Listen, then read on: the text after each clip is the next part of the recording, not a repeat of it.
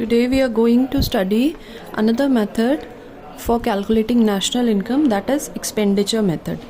As the name represents and suggests, expenditure means to spend. The consumer, which is government in this case, will spend money to buy goods. Now, whatever money it is spending, it means that production of that much value is taking place in the country. Okay. So we will calculate GDP through the expenditure that has been done by the government. Okay, whatever expenditure the government has done, we will calculate it, and by calculating it we will come to know the national income. GDP is the sum total of all the final expenditure on various goods and services within the domestic territory of a country during a financial year. Right? We all know this.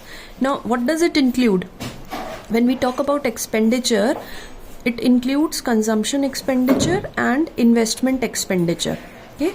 Consumption expenditure, all the expenses that have been made, it includes that, and investment expenditure is the expenditure that a government invests on infrastructure and all those things, and thus it has to spend. So it is made by all individuals, consumers and government.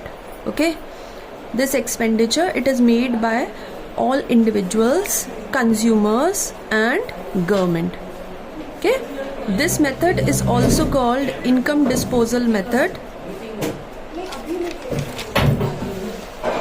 and the components of this method components of this expenditure method are private final consumer expenditure, which is actually the household expenditure that is made by the public. Then government final consumer expenditure. Okay, the gross domestic capital formation, which is the gross investment done by the government, and also the net exports. Now when we talk about net exports, what is net export? It is the export minus import, and we'll get net export. So we can calculate GDP. So GDP at market price is equal to C plus G plus I plus X minus M.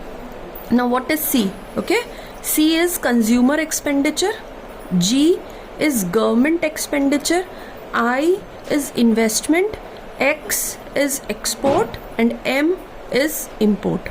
So that's how you calculate national income by expenditure method.